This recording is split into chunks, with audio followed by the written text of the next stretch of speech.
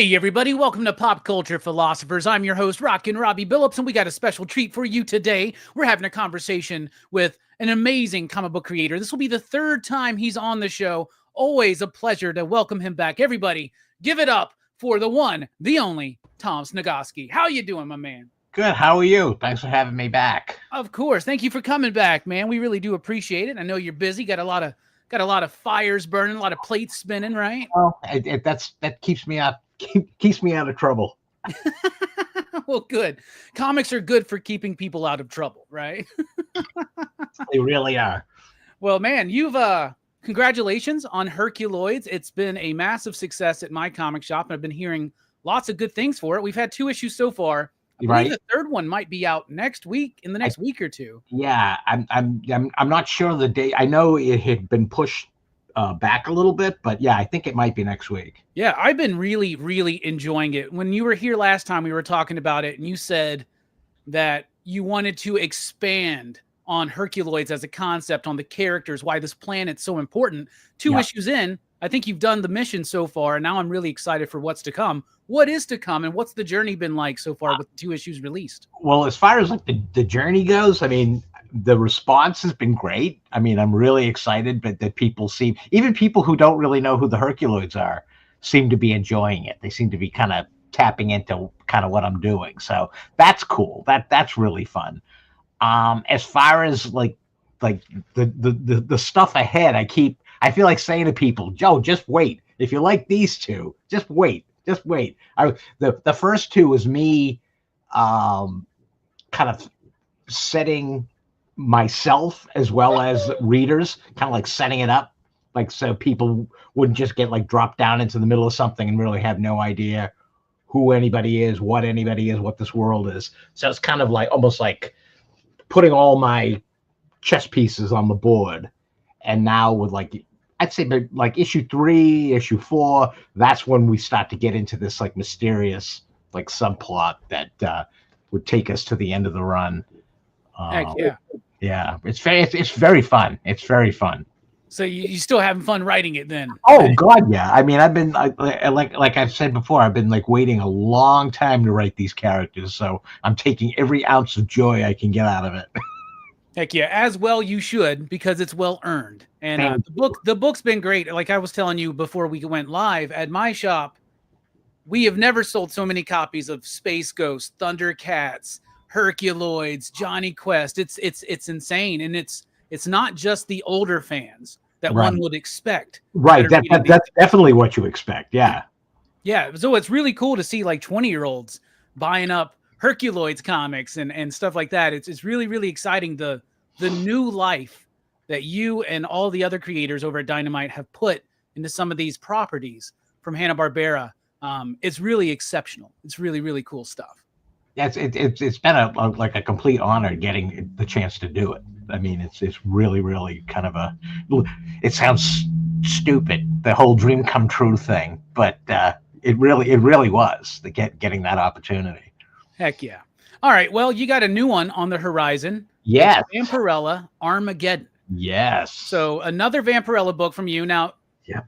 Are you the person who has worked on this character the most or the longest? You're like it when it comes to Vampirella. That's what they say. I mean, I'll agree with them because it certainly seems that way. I mean, I've been writing the character since the 90s. Yeah, so that's a long time. It is a long time. So once again, you're back with Vampy. Yeah. And, why don't you tell us a little bit about Vampirella Armageddon? Vampirella Armageddon is something that new readers can enjoy, but also people who have been on my Vampirella journey with me can really enjoy because I take full advantage of stuff that I started in the 90s and actually incorporating it into this current storyline. But I came back to Vampirella with Dynamite with Vengeance of Vampirella, which was like the anniversary. I think it was like the 50th anniversary, but it was like my 25th anniversary of coming back to her. And then we did Vengeance of Vampirella. Then we did another run with Vampirella Strikes. and now Vampirella Armageddon will follow Vampirella Strikes. But they're all connected. Every one of these series has been kind of playing off each other. So I've been kind of like setting things up for this particular book, kind of like my crescendo, my great big, like this. If you went back and you reread my my Vengeance of Vampirella and then Vampirella Strikes, you could see, if you're paying attention, you could see that I'm putting breadcrumbs down for you to follow to what's going to end up happening in Vampirella Armageddon. So, yeah. Okay. What I didn't even know I was happening in it? What's that? What exactly is happening in it? It's with my return to, when I returned to Vengeance, it was the whole Mistress Nyx storyline, where Mistress Nyx had basically taken over the planet, and Vampirella's been dead for 25 years. She gets resurrected in Vengeance, and the whole conflict with Nyx, and the reintroduction of the Danse Macabre, which is like the supernatural organization that's existed in the world. Now, Vampirella, with Vampirella Strikes, she's kind of working for the Danse Macabre now. And there were certain things that happened in Strikes that, in order to put a situation right, she needed to do something that she probably knew she was going to regret in the future, which was to basically give these living weapons back to this demonic race that exists in hell. Those weapons ended up on Earth, and she was like, "We can't. This is bad. This is just they're spreading. It's going." So she brings, like, basically the high priest of this bizarre religion in hell that was responsible for these weapons to Earth.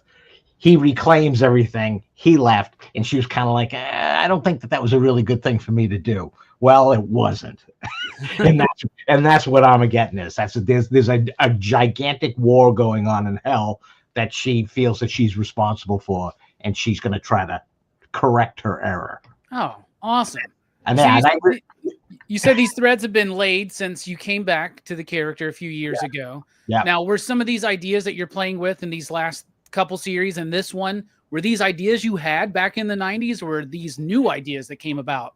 I think what I found myself doing was, in reviewing, like, I always go back and look at stuff that I did just to see if I left anything on the table that could be cool and I could play with. And I did find a couple of things that I kind of sprinkled around. Actually, I'm bringing some characters from my 90s run are back in Armageddon, which was really fun, because they're characters you never in a million years I never thought in a million years I would write them again.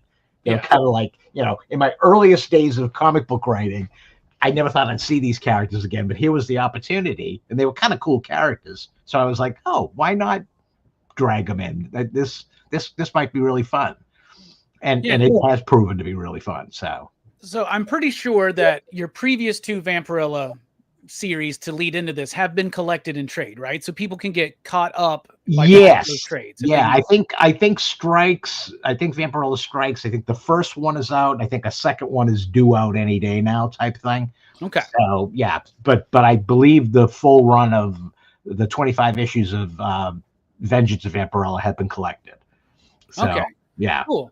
They need to have, like, the complete Tom Sniegoski Vampirella collection. You know what? I say that all the time. I mean, even going back to my 90s stuff, that stuff hasn't been collected. See, which is really kind of odd. I don't understand why, but I don't know. Maybe there's something they're not telling me. Well, they definitely should be collected, especially since this is all like one big story. Yeah, it all kind of plays off each other. Yeah. So with Vampirella, there's a lot of different types of stories that come about. Christopher Priest is doing his thing right now. Yep. You and Janine have been playing around with the Vampirverse. Yep. There's a multiverse of Vampirella out there. Yep. How do you differentiate your run from everything else that's going on?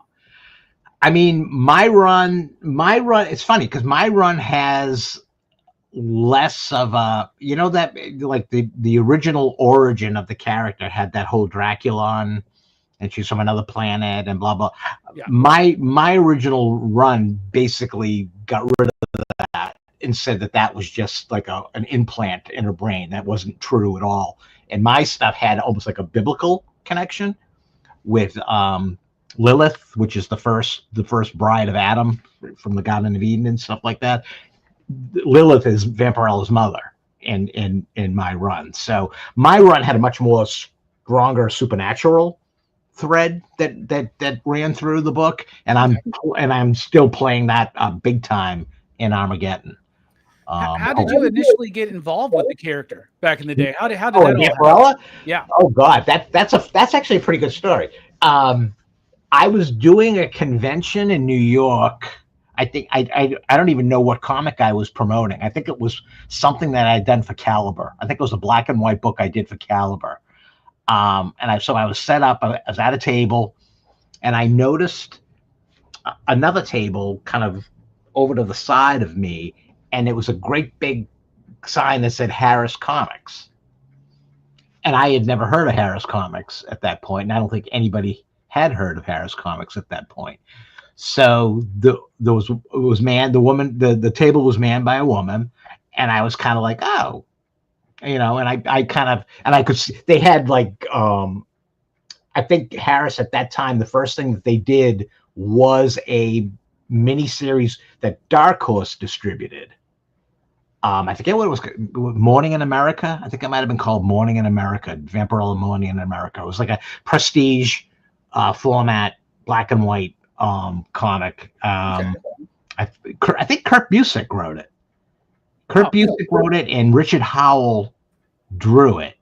And that was the first time that I'd ever seen the Harris, the H on a book. So I struck up a conversation. There was Melanie Crawford Chadwick was she was the editor-in-chief of their comics line. Harris was a big magazine publisher, and they'd acquired the rights to a bunch of the old Warren material, which is Vampirella, Creepy, Eerie, and things like that. So in my conversations with her, I started just spouting, because I love that stuff. I just like absorbed that stuff growing up. So I was just chattering away, like naming like obscure characters that were in the Warren universe. And all of a sudden she just stopped and she said, "Could I call you?" And I'm like, "Yeah, you can call me." She flipped me a card. She goes, "I think I'm going to need to talk to you because you know more about this stuff than anybody that I've talked to." So like we struck up this enormous friendship. They were looking for a new writer on their planned new monthly Vampirella book. I think I came in. They had a monthly Vampirella book. I came in like halfway through one of the issues. I think it was like issue 2 or 3 that I came in on. I finished off the writer who had been working on that. I finished off his arc and then started an arc of my own. Okay. And I think that's when they decided, like, let's end the normal Vampirella book and start Vengeance of Vampirella as the monthly Vampirella. And that's when I came on board there. Oh man, the rest is history, right? The rest is history. Honest to God, I would never in a million years imagine that I'd be still writing the character now. Not that I dislike I love the character to death. She like follows me. It's really interesting. And again, I have no problem with it whatsoever. I think as far as like characters that I've written, I find her probably I feel the most comfortable with. It's almost like you could sit me down at a desk and say, "Tom, we need a Vampirella story by the end of the day. Can you help us out?" I could just sit down and do that. Yeah. Without really like be tormenting myself, which is everything else that I do. But there's this nice warm coat feeling with that character that I get. There's just like I have a complete comfort level with her. Yeah, that's awesome. I'm looking up this Vampirella Morning in America book. The covers look amazing. I didn't even know Kurt Busiek did this. It was Michael Kaluta. Michael Kaluta, but I think it was Kurt Busiek who wrote it. Yep. And Richard Howell drew the interiors, and Kaluta did the covers. They're gorgeous. It looks like it's been collected in the Vampirella Masters music trade. Okay. I have to get a hold of that. Where's the Vampirella Masters Tom Sniegoski? That's what I want to know. Honest to God, I ask all the time, and I just get no answer. I want to. Let's start a change.org petition or something. I know. I would even like to see that. I mean, it would be fun to have that old stuff. So when you were doing Vampirella in the 90s, of course, we had comics were in a big boom in the early 90s. Yep. And then it kind of that bubble was collapsing in the mid 90s. Yep. And then you had the rise of the bad girl with books like Lady Death and Shoot. Vampirella got like lumped in with that. Yep. Yep. How did you navigate that? Like, you know what? You navigate it by just basically doing what you're doing. I mean, we didn't try to change the book to make it, let's make it more like Lady Death. Let's make it more like She. It was kind of like, Tom, keep doing what you're doing. And that's how you differentiate. Each one of us was kind of doing our own thing with our characters. And I mean, there was never any, we have to imitate something else to kind of capitalize on that. No, we just kept doing what we were doing. Good, and that's why it stands the test of time. Because when you're trying to just copy what's popular, usually it's just a cheap imitation of it, right? Right, and it's obvious what it is. Yeah. I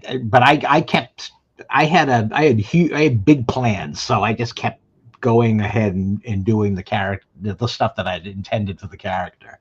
I think we've touched on this a little bit, but what was the journey when you got back to the character of Vampirella? That was really fun.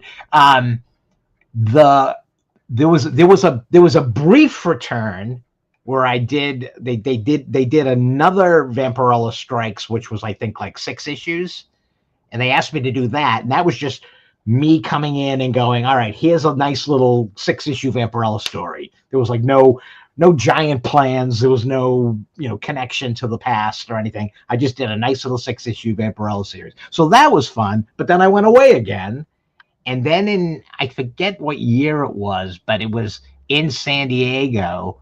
Nick said, "Hey, would you consider coming back to Vampirella? Like maybe doing like a new run on Vengeance of Vampirella?" And I was like, maybe. And he was like, "You can pick up where you left off in the 90s." And I was like, you know what? Yes, that is too good of an offer not to pass that up. No, that's an opportunity a lot of people don't get, right? I know, and it was just so much fun to kind of just like pick up where that story left off. Yeah, that was great. That's awesome. So who's your artist on the new one, Armageddon? Kuber Ball is his name. And he is freaking. Matter of fact, he was the guy. When they said they wanted me to do the next, whatever my next Vampirella series was going to be, I said, Kuber's going to draw it, right? And they were like, oh, yeah, we think so. So then when it started to happen, they were like, oh, Kuber's doing another book. And I'm like, oh, no. I said, my concepts and my ideas that I'm having were all Kuber based, like, because I know what he can do. He did some issues with me on Vengeance of Vampirella, and I loved his issues. So when I was kind of concocting what this particular series would be like, it was all with his visuals, like his style in my head. So I got really kind of twitchy when they said, oh, we might not be able to get him. He's doing a couple other books. We may not be able to get him. And we actually held off until we could get him. Oh, wow. So I kept writing, and he finished up the projects that he was working on so they could put him on this one. And that's awesome. And it's been well worth. Where do you see this book? This book will boggle your mind. It's amazing. It's like some of the best Vampirella artwork I've seen in years. Oh, that's sweet. That's great to hear. You're really getting me hype up now. It releases in July. Yep. Is the current plan. And I know the things with the with the whole diamond thing, things have been a little shaky here lately, but it seems like things are ironing out again. Yep. Again, every time we think we're clear, it seems like something else happened. Something falls from the sky on the track. Yeah, no kidding, right? Is this like a big epic finale to your whole run? Do you got more you want to do in the future? I don't ever want to say that anything's a finale.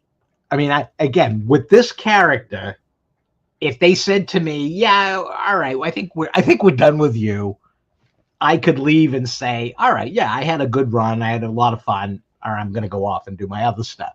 but I really enjoy the character so much, especially doing Vengeance, then Strikes, and now this new one. It's almost like I would like to keep that going. I would like to maybe keep almost like, I don't want to say reinventing, because it's really not reinventing. It's just, I think it's just taking the character and just spinning her on her head, like just like doing things that people don't necessarily expect to be done with her. Yeah. And and yeah, I enjoy that, and my comfort level with her is so great that I would be disappointed not to be writing her. Yeah. Well, I hope you get to continue to do more and more. I'm really, really excited for this one. Eddie's got a comment I want to point out. He says, Station. The New Frankenstein is my first Hellboy series I've read, and I'm loving it. Herculoids is dope as well. So Eddie's a fan of Herculoids. And the Frankenstein New World, your first Hellboy series ever, Eddie? Man, there's so much cool stuff that you got. Oh, just wait. I mean, if Eddie wants to take a chance, there is so much great stuff just from a comic fan perspective, not even the stuff that I worked on or Chris worked on or whatever, just from like the Mignola stuff, like the original Mignola Hellboy stuff. Oh my God, is that stuff good? Yeah, there's some of my favorite comics ever. Like I put it up there with like Jack Kirby's New Gods and Fantastic Four, and like it's at that level. It's up there with Akira. It's up there with Mobius's work. Like Hellboy is amazing. And then Hellboy expands into the BPRD stuff, and you had a big hand in a lot of that. There's also Baltimore, which is not in the Hellboy universe, but kind of like on the side. Yeah, right. Lots of cool stuff. And now, with the Frankenstein book, you guys are, Hellboy came to an epic conclusion. BPRD came to an epic conclusion. And now you guys are continuing the story with Frankenstein. What's that process like? What's that world like to be? That was really funny because Mike that was done. The Hellboy universe was pretty much done. It was done. And Chris Golden and I don't know what it was. I think I saw an illustration that artist Ben Stenbeck, who drew the original Baltimore series, had done. And it was of a lot of the Mignola characters from the Hellboy universe and some of the character, like Baltimore, I think, was in it. And it was just this amazing drawing. And in the drawing was Frankenstein. And he had that mysterious sword that kind of was in a lot of the stories of the BPRD stories, especially towards the end, that ancient, I don't know if it's Sumerian sword or something like that. But Frankenstein was in the picture, and he had that kind of like made into like a staff. And we're like, what the hell is that? And I remember saying to Chris, I'm like, that is so cool. We didn't get that. That wasn't a story. And Chris was like, no, that was nothing. Within like minutes, Chris and I had a general idea of what we could do with a Frankenstein story, because at the end of the world, Frankenstein was deep beneath the earth with the surviving members of the human race. And we were like, we could pick up like 1,000 years after that. So we got on the phone to Mike, and Mike was kind of like, oh, I don't know. But the more we talked, the more he was like, oh yeah, oh right, oh I guess we could do that. Yeah, I guess we're not done with this world yet. I guess we're not done. And like, I think it was like that afternoon, Chris and I wrote something up and sent it over to Dark Horse, and we knew we were doing it like within weeks. Yeah, that's awesome. Yeah, why would Dark Horse ever tell Mike no? Like I know. It could be like, he'd be like, I want to do a whole story about just people eating dinner, and they'd be like, go for it, bro. Go for it. Have you? I'm sure you have, but did you get a chance to check out Bowling with Corpses yet? Oh my God, that was fantastic. I loved that. That was so that the people love, like, people like, they look at Mike Mignola's work and they're like, oh, it's dark, it's atmospheric, it's moody, it's supernatural, and Hellboy's fun, but there's like this whimsy fun sense that Mike has with his stuff too, and that really starts coming across in that one. And it's super obvious when you're reading Bowling with Corpses that he's having a ball. Yeah, that he is really enjoying himself. Heck yeah. Super excited. So Frankenstein New World, Sea of Forever, that's going on right now. Herculoids is going on right now. Now we got Vampirella Armageddon on the horizon. Anything else? Oh God. In September, Janine and I have our first novella coming out through Bad Hand Books. So this is prose. This is just like a short Sweet. novel They're called the ones that did the book that you and Mike had worked on. They did a new version of Grim Death and Bill the Electrocuted Criminal, which we're continuing with them. Janine and I are going to actually be writing new Grim Death novellas for them with Mike. And Chris and Mike's Joe Golem book is being reissued by them, as well as Father Gaetano's Puppet Catechism, which was like a little one-shot book that they'd done a while ago. Bad Hand's doing a new edition of that too. Oh, sweet. Yeah, I got that one. I got that one out on my shelf in my living room. That's so cool. Yeah, that's awesome. So Nearer is Janine and I, new, completely new kind of cool character that we're planning on doing more stories with also. So that's super exciting. Heck yeah. All right. Well, it looks like the future is bright for you, Tom. So I appreciate you. Hopefully you can come back and talk about a little bit more of your work when you... I will come back anytime. I enjoy this. All right. Well, we appreciate it, Tom. Thank you for watching. We'll be taking a quick break. We'll be right back with Amy from Dynamite to talk about next week's books. Tom, once again, thank you so much, man. It's always a pleasure to have you on. Thank you, sir.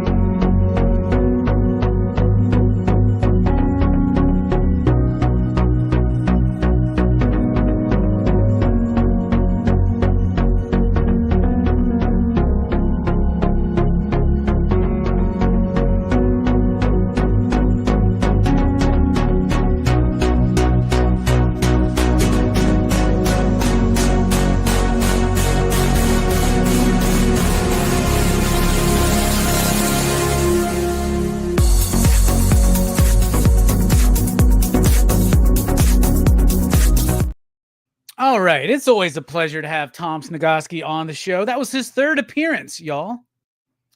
It's always fun. We always inevitably start talking about Mike Mignola and their work together because he's got such a storied history. But now we're going to bring in Amy from Dynamite. I believe she's ready. Are you there, Amy? Yep, there she is. All right, let's bring in Amy. Dynamite's got some books next week. What's up, Amy? How you doing? It's a little crazy over here at Dynamite right now. I mean, not just books. We're still, again, going over stuff with Diamond, and I guess that's what I'm allowed to say right now. It's so much, and somebody's gonna have to write a movie about this one day. This has been up and down and up and down and up and down. The good news is we're getting back on track with book releases. We had several books released last week. We had the latest. We had Darkwing Duck #3. We had Thundercats 15. Forgive me for pausing because I'm trying to remember everything. Green Hornet, Miss Fury. Yes, Green Hornet, Miss Fury, issue #4. Wacky Races. Right, our one shot of giant wacky races. Thanks, Eddie. I'm a fan of this shirt as well, and the movie. I'm like, if I'm missing one, please let me know, because we're catching up. We're catching up, and that's why we got there's 6 books here, but really we're supposed to release 7 next Wednesday, and there's still more to come. There's still more to come. So I guess let me at least. We're gonna be in Dynamite overload here, right? Yeah. Dynamite overload. By the way, before we get any further, Amy, I know that you run a lot of stuff up there, right? So if you could just write like a note somewhere or put it on the itinerary that you guys are doing Tom's 90s Vampirella in a big collection, just put that in and just slide it through, and let's get on that. By the way. What's Great that? interview, by the way. Oh, thank you. I love talking to Tom. He's a super cool guy, and I've gotten to talk to him at least once. maybe when the Vampirella issue comes out a little closer, we'll talk again. But I gotta catch up on my own interviews. But like I said, it's a lot of, because of the release schedule has been broken up. It's hard to get people on. You don't know when something's released, but at least now we can confirm these titles. I guess the big one I wanted to show off was Captain Planet, which was supposed to come out like last week, but it's coming now. Better late than never. It's Captain Planet #1. We've been hyping this up really all year. This is from David Pepose, Emin Casalo. So, and I mean, Mark Spears. This is the A cover, and there's so many, and there's variants of this one. There's an all black background. There's the Virgin. There's the foil. We got every cover imaginable. And people are really, really excited for that book. I keep getting people asking me when it's dropping, and they're going to be very, very happy because I've read the first issue and it's really good, really good. If y'all like what David did with Space Ghost, you're going to love what he's doing with Captain Planet. So, and these are all beautiful covers for Captain Planet. Were you a Captain Planet fan back in the day, Amy? I was at least familiar with it. I had seen a little bit of it. I understood that like everyone had the rings and water, earth, air. I'm trying not to sound like Avatar, but like it's basically the same elements. But I know there's also heart, correct? Yep, heart. David's got a really cool idea about how the power of heart works. So David's been wanting to do Captain Planet almost his entire life. So I'm very, very excited for this to actually finally happen. So, and I can give you a little peek of the interior. This is the beginning of the book, so it won't be too spoilery.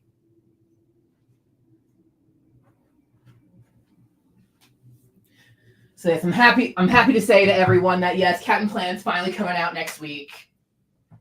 That's exciting. It's arrived.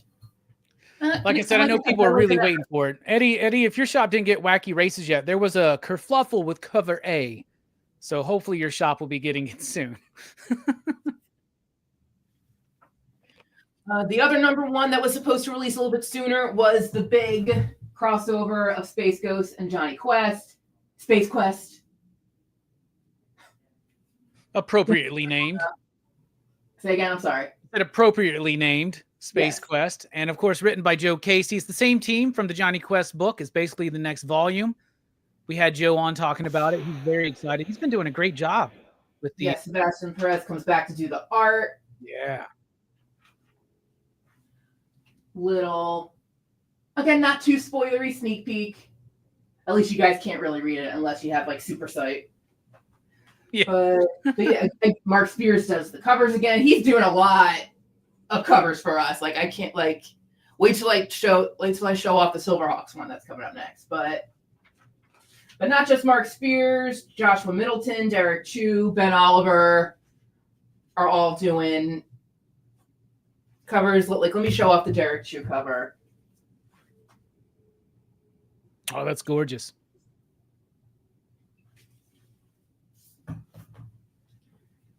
So those are our 2 #1s, and then continuing series. We got more of Redstonia Attacks Mars. This is, check out the little poly bag, and look, you get the trading card that comes with it. That's so cool that y'all are doing that. That's right in the whole Mars Attacks line, you know, like coming. We're used to those things coming with cards. It's so much fun. Mm-hmm. Yeah, this has been by Jay Stevens and Fran Strucken. I should give you. Let me pull one of the copies that I can actually open up. So, if you guys want to peek at what kind of incentives you can get, here's one of them. It's the green line art of the Joseph Michael Linsner cover.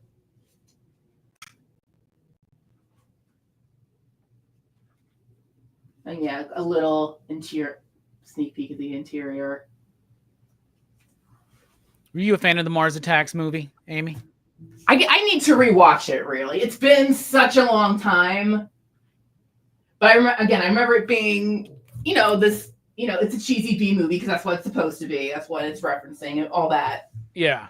I remember being a kid and thinking it was super fun. And then I thought it was too cheesy, but now I love it. I love going back and watching it. I need to give it a proper rewatch. I said the regular Thundercats series dropped an issue last week. We're going back to Thundercats Lost next week. This is Ed Brisson and Rafael Labosco. We got a new character, a new villain, I should say, being featured. Ooh, this is a nice. Yeah, the interiors on that book I loved the first issue. This is a really cool concept. A different Thundercats team dealing with surviving. I really, really liked it so far. There's some big surprises in the first issue. I can't wait to see what's happening in the next issues. Yeah, I'm happy people are liking this series. And then let's show off. You and Tom were talking about his Hercules. I almost said Hercules. It's Herculoids. My goodness. So yes, we got more Herculoids coming your way. Also next week. This is the Bjorn Berens cover. That's great. Looks like a video game. It does, doesn't it? We need a Herculoids video game. That'd be fun.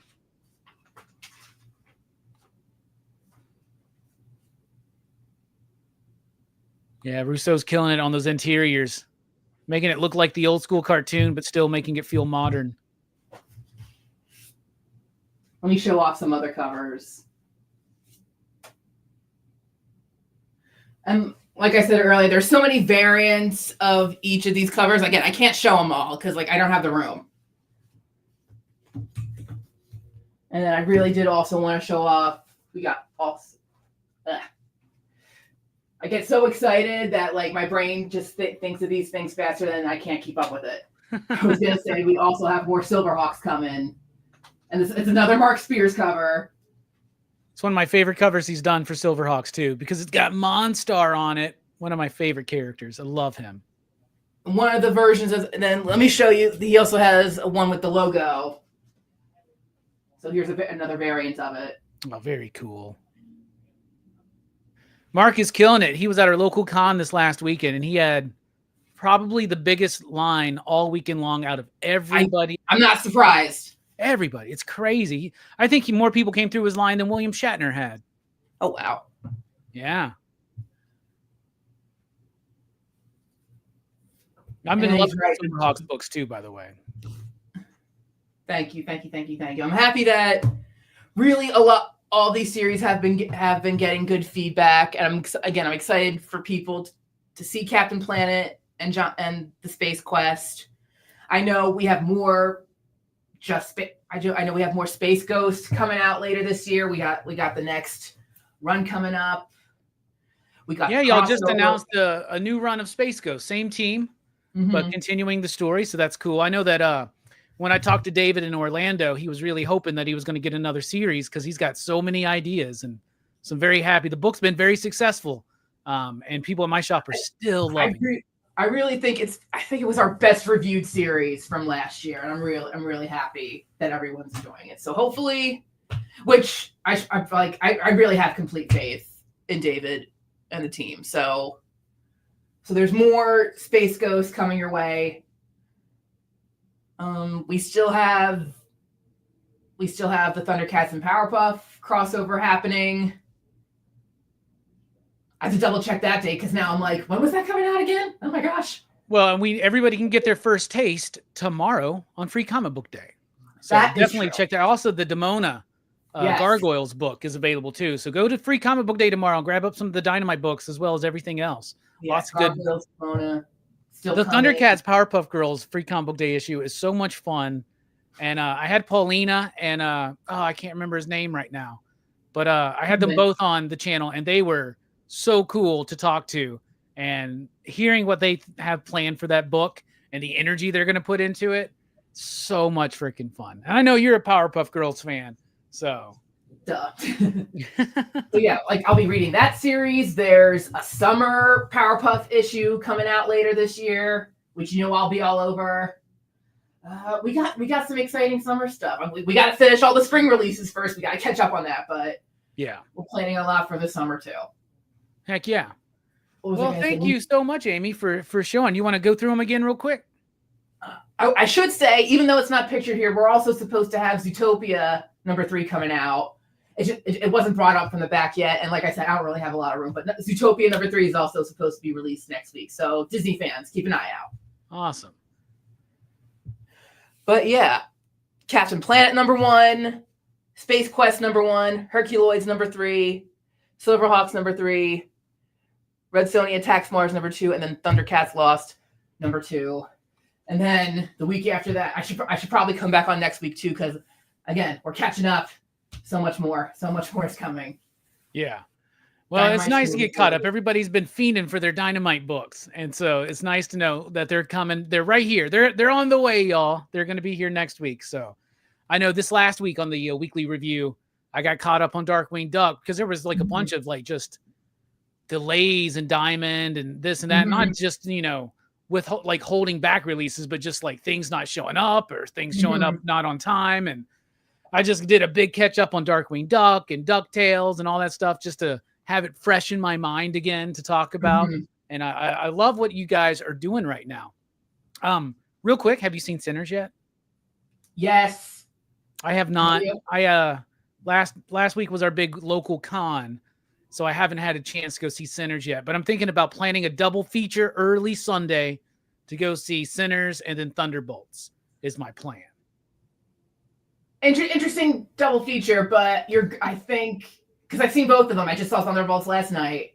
What should I do first? Thunderbolts into Sinners? It seems like that would probably be the way to go. Something light, then something more heavy. Possibly.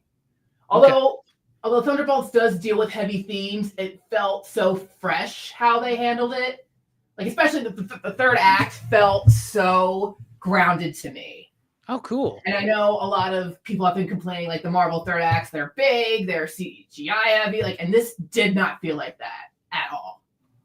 Word. So overall, you like Thunderbolts? It's good? I very much enjoy Thunderbolts. I think I gotta go through like all of Phase 5 and pick out what my favorite projects were, because this is supposed to end Phase 5, and then Fantastic Four is kicking off Phase 6. Yeah. Very excited for that one. So what did you think of Sinners? Did you like that one? I loved Sinners. Okay. That's what I'm hearing. Oh boy. And see it, just to see it on the biggest screen you can. And that's what everyone's saying. They're making sure they re-release it in like the 70 millimeter in the IMAX theater. So it's so layered. It's so layered and how it talks about history and music, and the horror aspects are great. I mean, it's still a good movie even up until the crazy stuff happens. Okay. So I think you're highly good. I mean, maybe Sinners a little bit more, but I think you're going to enjoy both movies. I really think so. Cool. I'm actually looking forward to Thunderbolts too. Like Thunderbolts looks like it's going to be kind of fun, but yet still grounded. Like, and I'm glad that you use those words, you know? So I'm excited. I hear the reviews are pretty strong for it so far, that people are really, really digging it. And I'm digging the anticipation of it. And I'm really excited for Fantastic Four. I'm excited for Superman and all that stuff. A lot of crazy cool movies coming out this summer. I'm looking forward to Mission Impossible, Ballerina, which I think they just dropped a trailer, but I haven't watched it yet. I'm trying to remember what else comes out in May. I'm like, is anything else on my must-watch list? I don't remember. I'm sure there's something. Let's look it up real quick. Oh, the new Final Destination's out this month. Lilo and Stitch. Is that this month? Yeah. Lilo and Stitch. Oh, the new Karate Kid movie too. The new Karate Kid movie. And Mission Impossible. Wow. It's quite a month. It's going to be quite a summer. People are anticipating that July might be one of the biggest box office Julys of all time, with the 1, 2, 3 punch of Fantastic Four, Superman, and the new Jurassic World movie. I mean, the last few Jurassic Worlds made $1 billion each, something like that. Yeah, I think this one will hit $1 billion too. I think it will actually outperform Superman and Fantastic Four, because I think people are still a little bit wary of that stuff. But I think that the word of mouth, if they're good, that last did you see that last first look of Superman we got, where he gets like taken by Krypto to the fortress and the robots are working on him? I loved that. I thought that was. I remember thinking like, wow, this is such an interesting scene. I wonder what got Superman in this position. And then there's a lot of people complaining like, why does it look like this? Why is Crypto super strong? Like, so many people are nitpicking it. I'm like, can we just let's just enjoy it. Let's wait and see what happens. Let's see. Yeah. I know Rex will be happy that the last night in finally Thunderbolts here. talk about details of characters from comics. I just wanted to say, please be quiet. I'm trying to watch. Heck yeah. Well, what else you guys got coming up? Is Nick doing the original art show tonight? Yes, and by the way, he's going to have a whole Spawn issue available. Spawn, it's number 356, I believe, from Brett Booth, who's going to have a whole issue available. We got some Jay Lee covers. We have Thunderbolts pages in honor of the movie coming out. Thunderbolts, a little bit of the Shadow and Batman. I got a Captain America page, so it's gonna be it's a lot of stuff tonight, and we just got some new Ken Hazer artwork in, and I can't wait to have that on the show because people are gonna want to snatch those up immediately. Like, because we got some of his Terminator covers, some covers for Thundercats and Powerpuff Girls. It looks incredible, and I'm sure people are gonna want to ask him to color it. We got some great stuff coming for the art show too. Oh, heck yeah. Heck yeah. Then, of course, Monday night over at the EXP as well. You can check out the Comic Collectible Show with me and Rex and sometimes John. And Amy usually pops in and makes sure everybody's filling out their forms and stuff. That's always a fun show to do. Wish I didn't have to do it so much. I wish people remembered, but I'll do it. I think now it's just a bit. They want you to come up and scold them or something. They're just like, what? We won't fill these out, so maybe Amy will pop her head in and say, what's up? All right. Well, lots of cool stuff from Dynamite next week and in the coming weeks. Glad to hear you guys are getting back on track. Guys, go check out these books, especially Captain Planet. That one's really cool. Amy, thank you so much for taking time on your busy day. I know things are hectic, so we'll let you go. And I'll let you know what I think about Sinners and Thunderbolts after I watch them. I can't wait. Hopefully I'll fit them in. All right, y'all. We're dipping out. We love you. Go buy some Dynamite comics and